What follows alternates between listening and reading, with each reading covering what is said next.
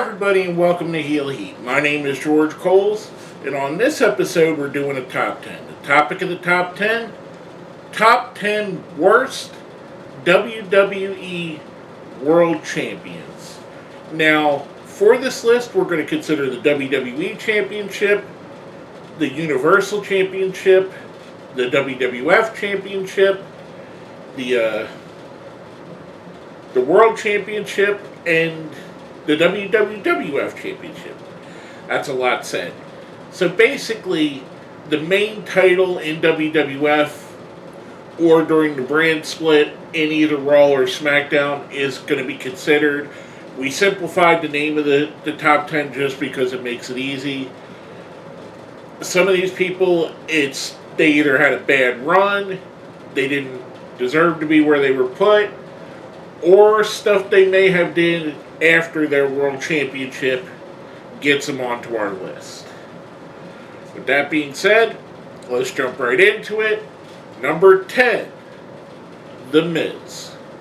And don't get me wrong, we're going to say there's a lot of these people that I think are WWE Hall of Famers or even Wrestling Hall of Famers, and deservedly so belong in there. This is specifically talking about their championship runs. The Miz, to me, is definitely a WWE Hall of Famer. His longevity, his quality matches, all of that goes into it. However, the two times that The Miz has got to be the world champion, he was an afterthought in another feud. The first time with The Rock and John Cena, the second time around basically was used in the Bobby Lashley-Drew McIntyre feud. So to me, when he was the world champion, he wasn't treated as the main person. He wasn't treated like a world champion should be. Both of his two WWE Championship reigns, I think, were underwhelming because of that.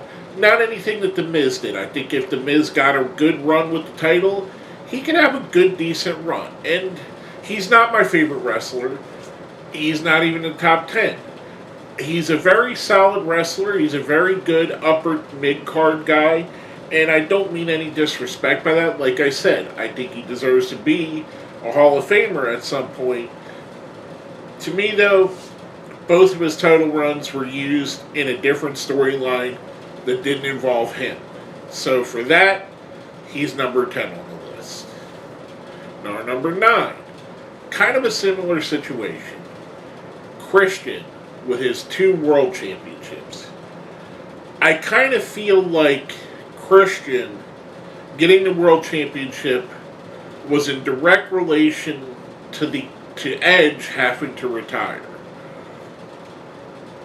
Not that Christian isn't a great wrestler, not that he wasn't deserving of being a champion. The way they went around getting them the championship and the actual reigns himself, in my opinion, were very underwhelming. I think Christian's great. I love the stuff he did in TNA. I think his TNA work was some of the best work out there. If I were to rank the top 10 TNA champions, he'd be near the top of the list. However, his runs with the World Heavyweight Championship or the World Championship, whatever they called it at the time he had it, were very underwhelming to me. And I hate to say that. Like I said, I really enjoy Christian. I think he's someone that really deserves even a little bit more respect than what he gets. Unfortunately, like I said, just underwhelming. Now, our number 8. This one is one that, even at the time, felt poorly timed and in poor taste. Sgt Slaughter's WWF Championship. And again, much like I said, like with the 2 guys before him, Sgt Slaughter is a Hall of Famer. He is definitely deserving of being a Hall of Famer. He definitely deserved a title run. The run he had, not so much. Slaughter, being the Iraqi sympathizer, first of all, went against everything that everybody knew about Sgt Slaughter. It didn't feel right. It was during during the course of the Iraq War, the first one, the Desert Strike or Desert Storm. And even then, as it was happening, it felt weird. There had always been foreign menaces. There always been them. Don't get me wrong. We've always used, whether it be Russians, the Japanese, whatever country we're seemingly at odds with, we've had them as heels. Turning Slaughter heel, making him an Iraqi sympathizer, while we were at war with Iraq, really didn't feel right. And it was very underwhelming. And again, legendary wrestler. I love Sgt Slaughter. His run here just was, because of what it was, how it was handled, just didn't feel right to me. Now coming from that, our number 7. And I keep saying this, another absolute legend, definitely a deserving Hall of Famer, not my favorite wrestler, but Goldberg. Goldberg's won both the World Championship and the Universal Championship, and I don't think both times that he won the championships, I think it was a letdown for the fans. I think the fans really wanted the fans that were behind Goldberg, the fans that were watching wrestling, they didn't want the reigns that he had. It just didn't feel like it was right. It felt like Goldberg was getting pushed at the expense of a different wrestler in both instances. And I'm not saying Goldberg's not a worthy champion. Again, going back to, like I said, with Christian, if we're talking about WCW and we're talking about the top 10 world champions in WCW, Goldberg is going to be towards the top of the list. Absolute stud of a wrestler. Absolute one of the most popular wrestlers of all time. His runs in WWE, very underwhelming to me. And in my opinion, I think most fans will agree that Goldberg, both times that he was a champion, did not deserve it. There were other more deserving people on the roster. Just my opinion. Coming from that, our number 6. Much like I said with Sgt Slaughter, this is more of a case of them pushing the wrong person at the wrong time. Jinder Mahal. Now, I like Jinder. Don't get me wrong. This is not a disrespect on Jinder. He may not be on the Hall of Fame level of the guys that I mentioned before. However, I think he's a good wrestler. The problem I have is they took Jinder from being basically a glorified jobber to a world champion with no arc to it. There was no build-up. There was no Jinder getting wins, getting experience. He went from a nobody to a champion. And it fell flat. And it really felt like... And it felt like they were trying to basically pander to an ever-growing Indian audience that wants to see an Indian person as a champion. And it never felt like anything that Jinder Mahal did here was working the way they wanted it to. And it's not to say he's not talented. I think Jinder Mahal is extremely talented. It just really feels like, and since this time, he's gone back to being just another guy.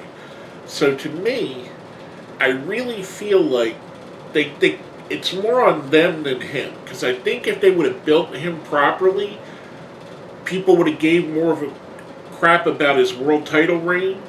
And if they gave more of a crap about his title reign, they would have gave more of a crap about him coming out of that. And we could have had a guy in a company that struggled to make stars. We could have had another guy towards the top of the card vying for their world championship. Just my opinion. I think the ball was dropped on Jinder Mahal. I think because of the ball being dropped, the fans didn't respond like they should have. Because of that, you kind of got what you have now with him. And it's sad. It really is disappointing. Now, number 5. A guy that had a ton of potential, but I don't think ever has really lived up to that. That's Jack Swagger. Jack Swagger, to me, I mean, he has a look, he has a size, he can go, he can wrestle, he has a believability, whether it be his Bellator stuff or the fact that he came out as an All-American. His talking, I can live with his promos. His promos aren't that bad.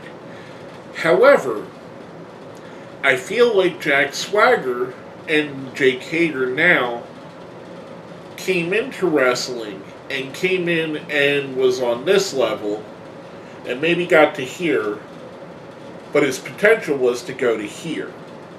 And he never really, he hit a plateau, and that's just where he stopped. And this isn't exclusive to Jack Swagger. This happens to a lot of wrestlers. A lot of wrestlers get to a certain point, and that's as far as they're going to go. They don't improve in the ring. They don't improve on the mic. That's their ceiling. The feeling with Jack Swagger, though, was that his ceiling was a lot higher than ultimately what it ended up being. Because of that, I think his world title run was very underwhelming. And I think, as much as I like his stuff he did with Zeb Coulter, as much as I like him as Chris Jericho's heavy now, I feel like there was a lot of balls dropped with Jack Swagger, both on his end, both on the company's end. Maybe they gave him too much too little, or too much too early in his career.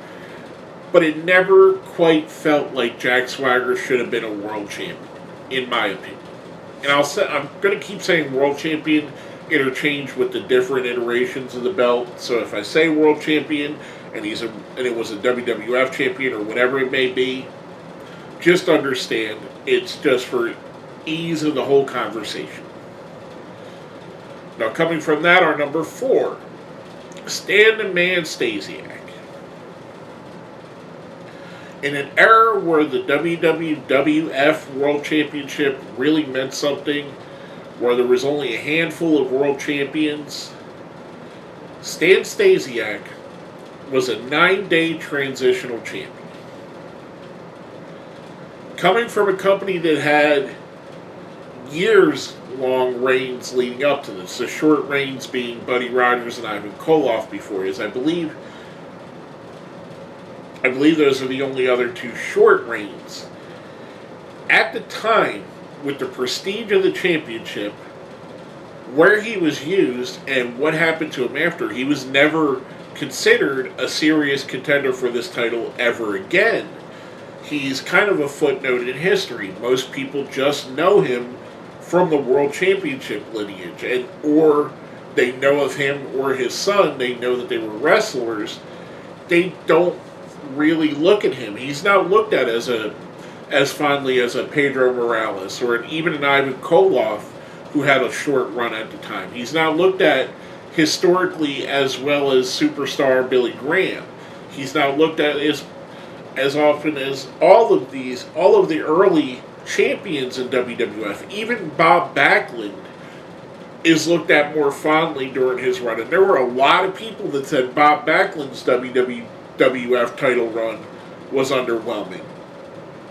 There's a lot of people that think that that's 10 times better than Stan the Man Stasiak's. And as a comparison, Iron Sheik, who only had about a month reign. No one looks at the Sheik's reign and goes, okay, that was terrible. No, it was perfect for what he was used for. And Stasiak may have been the guy that would have been perfect for what he was used for.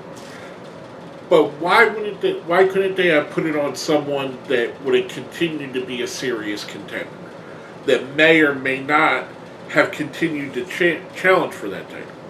In my opinion, when you go through the record books, those early championship runs, he's the one that sticks out the most as being not like the others.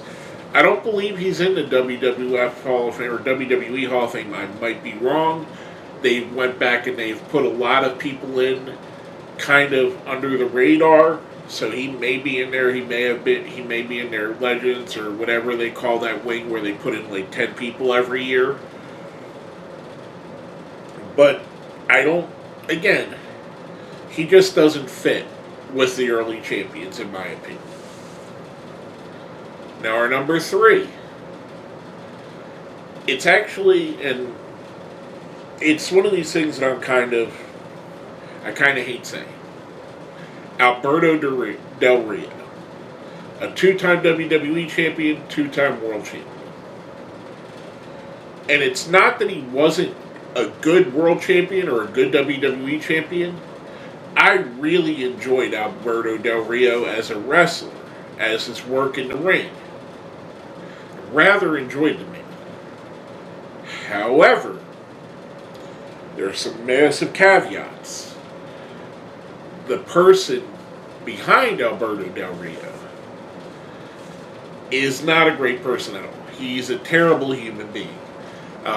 From everything that we heard with his, and this is all allegedly, I may be wrong, maybe he's been painted poorly. Everything we heard of his relationship with Paige, the violence, the domestic abuse involved, the drug use involved, to, and I'm trying to tread as lightly as I can on this. I don't want to be sued for libel, but I seem to remember that there was a story that came out that his wife, after his relationship with Paige, him locking her in a closet or locking her in a bedroom for days at a time. I mean, the guy, for all accounts, seems to be a monster. And seems to be someone that, at the very least, is abusive to women. And I know there have been other wrestlers that have had domestic violence charges, have been abusive to women. I get it. To me, for that reason, Alberto Del Rio makes this list because he's so tarnished what I thought should have been a great reputation, in my opinion. Now, coming off of that, our number 2, one that's a little less serious for being on this list.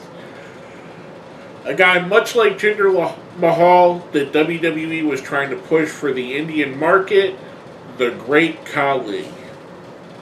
Now, don't get me wrong, I don't think Khali's the worst wrestler of all time. He's up there on a list of the worst wrestlers of all time, but he's not the worst in my opinion. I've seen a lot worse than he was. I just don't think he was ever a world champion. I mean, he's no better than Giant Gonzalez, and Giant Gonzalez never made it that far. Great Khali, to me, he was just big, and because he was Indian, and they're trying to court that market, he got to be a world champion. And I liked his stuff, the more comedic stuff he did, the kiss cam stuff I thought was good. I just don't believe him as a believable world champion. You're telling me this guy, in a company that at the time had people like Mark Henry, who are huge human beings, The Big Show, The Undertaker, Kane, all of these massive humans, just because Khali's big, he's the world champion. You got other monsters. Those other monsters could have easily been champion as well. In my opinion, again, just another one of the people that because of his push, he's not really looked fondly upon. If I look back at the last 15 or 20 years, he's probably the worst, and maybe one of the worst because we're going to talk about someone soon, but he's right up there with one of the worst champions of all time, in my opinion. Now, before we get into our number 1, we do a little thing here called the best of the rest. Basically, it's wrestlers that were considered for this list but didn't make it. First up, and I know he's an absolute legend, greatest high flyer of all time, Rey Mysterio Jr. Rey Mysterio has been a WWE champion and a world champion on 2 occasions, and none of his runs meant anything. None of his championships felt important. None of his championships did I feel like he was the highlight of the show or the most important wrestler on the show. One of them lasted less than a day. To me, Rey Mysterio, GOAT status when we talk about high flyers. Greatest high flyer there ever has been. But as a world champion, they really dropped the ball on him. And this is more the company than Rey, in my opinion. Because Rey is absolutely trailblazing, pioneering, absolute stud of a wrestler. Unfortunately, his championship runs were underwhelming. Now, last but not least on the best of the rest, Vincent Kennedy McMahon. If we're going to go after WCW for Vince Russo and David Arquette being world champions, we need to point the finger back at WWF or WWE and look at Vince McMahon. Now, I know Vince McMahon is considered one of the greatest heels of all time. His heel stuff with Steve Austin was amazing. But Vince McMahon, world champion, I think it's a step too far. I don't think he ever needed that title to be what he was. I don't think it helped for him to be the world champion. I think it would have been better served if a henchman was the world champion instead of Vince himself. But however, he made himself champion, so for that reason, he was considered for my list. Now, before we get into our number one, if you think I left something off the list on completely, put somebody up too high, somebody off too low, if you think I'm totally crazy, let me know down here in the comments. Number one, the worst WWE champion of all time. And I hate to say this because he was one of my favorite wrestlers at the time of his life. Chris Benoit. If I really have to explain to you why Chris Benoit is the worst champion of all time, you probably haven't followed wrestling in the last 15 years or so. Nothing about what he did in the ring, nothing about his popularity with the fans makes him number one. It's what he did at the end of his life. And then the end of the life of two other people that make him, in my opinion, the worst WWE champion of all time. Based on the fact that they can erase the man from their record books, that alone should tell you how despicable of a human being he was. And like I said, I hate this. I hate that I have to say this, because Chris Benoit was a wrestler I absolutely loved. He was one of my favorite wrestlers. He really was. And I don't just say, I know a lot of people say that because whatever reason. He was a guy I really enjoyed. Everything he did from WCW, ECW, WWE, thought he was great. However, you're going to kill your wife, you're going to kill your child, you kill yourself, you're going to make this list as being the worst world champion, in my opinion. I know we ended this one on a little bit of a downswing, and I didn't mean to be it that way, but I have to speak my truth. If you followed all the way in here, please like the video, share, subscribe if you haven't, comment. Leave me a comment and if you watched all the way to the end here, leave me down in the comments who you think the worst WWE champion of all time is. With all that being said, my name is George Coles, and this has been another Heel Heat Top 10.